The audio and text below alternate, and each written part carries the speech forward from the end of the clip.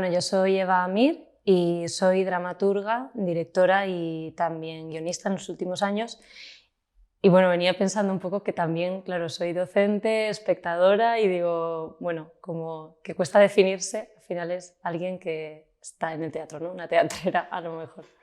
Sí, y bueno, yo creo que llegué a la escritura de una forma bastante intuitiva. Siempre pienso en una anécdota que fue en los concursos estos de lectura de primaria, como cuanto más libros leías, tenías más opciones a que te regalaran un estuche de estos de 3 pisos de alpino. Y me acuerdo que empecé a leer mogollón por eso, ¿no? Para acceder a ese premio. Y de ahí también a los concursos literarios. Entonces creo que empecé a escribir más por esa dinámica. Y después, de forma más madura, pues yo ya venía de formación en música, tocaba el saxofón y también de la danza. Y siempre me preguntaba, ¿y lo de detrás qué? ¿No? Como, ¿quién se encarga de esto? ¿Existe alguien que haga esta figura?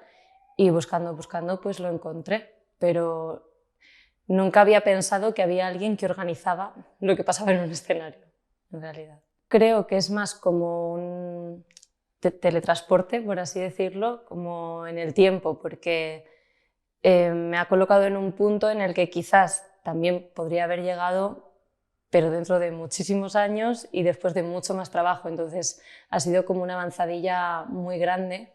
Y también como una ayuda a la resistencia, porque en el momento en el que yo gané el Calderón me encontraba en un momento bastante flojo con la creación, haciendo una vorágine de entrevistas, de trabajos alimenticios y dispuesta a renunciar a que la escritura formara parte, como de, parte principal de mi día. Y con el premio pues dije, no pares. Y bueno, también hay algo que me gusta señalar, que es que en lo económico también el premio supone como la financiación de un proceso que de otra manera a veces no es financiado, ¿no? Como el retropago a una obra que de otra manera, si no es con estos premios, con estas becas, nunca se financia esa parte en solitario que hacemos en soledad, ¿no? Creo que a título individual yo no lo he sentido, aunque sí que me identifico con la discriminación general que existe en el oficio. Vamos, no me cabe en la cabeza que aún existan salarios más bajos en las mujeres que en los hombres en teatros reconocidos, que lo estamos viendo hoy, está en las noticias.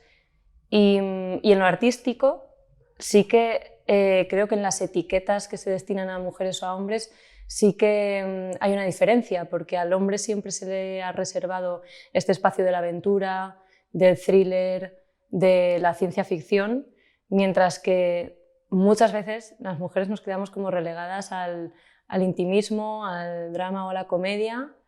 Y digo, no sé si casualidad o no, pero lo barato, ¿no? Y también tiene mucho que ver. Y como directora, creo que cuando accedes a un equipo, o ese ha sido mi caso, donde más lo he notado, más que como autora ha sido como directora, al acceder a un equipo de primeras y encontrarme con que al principio la sensación era mujer y joven, o actriz, o la ayudante de la diseñadora de vestuario, ¿no? Pero nunca nadie pensaba que esa persona que acababa de entrar por la puerta fuera a ser la directora o dramaturga, ¿no? Y parecía que alguien te tenía que presentar para que... Y creo que eso genera mucha presión. A mí no me ha provocado ningún problema, simplemente lo he asumido, me ha resbalado bastante, pero creo que puede provocar muchísima presión y que sintamos que tenemos que demostrar más para colocarnos a ese nivel, tanto en edad como en género, totalmente. Pues que quiero volver y acabo de llegar.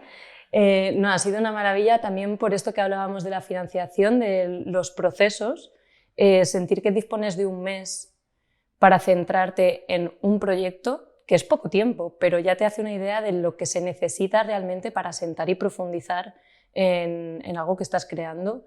Yo creo que me ha abierto mucho la cabeza en eso, ¿no? ¿Cuáles son los tiempos que necesito? Los contextos, ¿no? Y no estar agobiada por tener que abarcar todo cuando estás en continuo movimiento.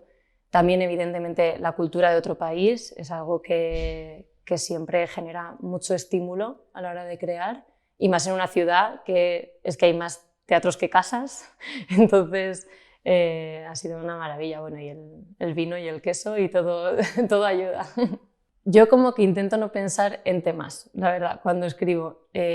Siempre también en mis clases y todo hablo de una frase de Marco Antonio de la Parra que dice que el tema si no es imagen no es teatro. Y yo confío mucho en eso, creo que siempre defiendo más una intuición donde hay una brecha, un desequilibrio, una imagen de la que después ya voy extrayendo una forma. Y cuando esa forma se consigue, sí que siento que hay algunas obsesiones que se repiten, ¿no? Más preguntas que temas, pero sí que hay preguntas que se repiten y suelen ser en torno a lo humano, ¿no? Algo que ha recorrido el teatro siempre, la búsqueda de identidad, el sentido de la vida, ¿no? Siempre más desde lo particular, porque lo particular es político, ¿no? Y nunca tanto desde un problema quizás social. Y también siempre hay a lo mejor algo muy generacional, pero me gusta matizar esto porque se tiende a pensar, ¿no?, en lo generacional como algo nicho, cuando, bueno, es generacional porque es de mi generación, porque lo escribo yo, ¿no? Y entonces aparecen preguntas como la precariedad laboral, como la vivienda, la salud mental, las relaciones afectivas, pero intentando que esto que decía Eudald Espluga, que es un filósofo catalán, en su ensayo No seas tú mismo, dice que lo millennial está muy cargado de brilli brilli, como que hay que quitárselo, y a mí me gusta también pensarlo, entonces lo generacional desde ese lugar. Pues creo que me impulsó el FOMO laboral de estar en el máximo de lugares posibles para tener las máximas oportunidades, el máximo contacto, y después, una vez investigado, sí considero que es algo con mucha potencia, ¿no? Por el calendario de eventos que tienen, por el calendario de convocatorias también a las que solo se pueden acceder si eres socia, y también como punto de conexión, ¿no?, para compartir pues tanto las alegrías como las miserias de este oficio y sentir que no estás tan sola como cuando estás en tu casa escribiendo ahí a la luz de tu flexo. Es que me parece que censura y arte como que no podrían estar en una misma frase, ¿no? Como que son antónimos, entonces no lo concibo, me parece una paradoja. Pensaba mucho, a raíz obviamente del caso de Paco Becerra, que todo mi apoyo a él, esto que decía Jazmín Beirak el otro día, de cómo hay que separar el tejido cultural de esa injerencia política, ¿no? Porque si en el momento en el que ellos tienen el poder de decisión, personas en muchos casos sin sentido artístico, es muy fácil que aparezca la censura, ¿no? Y en el origen, en la naturaleza de lo artístico, está el poder incomodar, también decía, ¿no?, a la clase política, y hay que asumirlo. Creo que se perdería su naturaleza en el momento en el que entra la censura, ¿no? Y también estos días, leyendo mucho sobre todo lo que ha pasado, pensaba en el concepto de patrimonio, ¿no? En cómo esto no es patrimonio de unos o de otros, es patrimonio nuestro, y yo me siento como robada porque no me dejen ver la obra de Paco, porque creo que me pertenece a mí. Me pertenece a mí y nos pertenece a toda la ciudadanía, entonces me enfada mucho.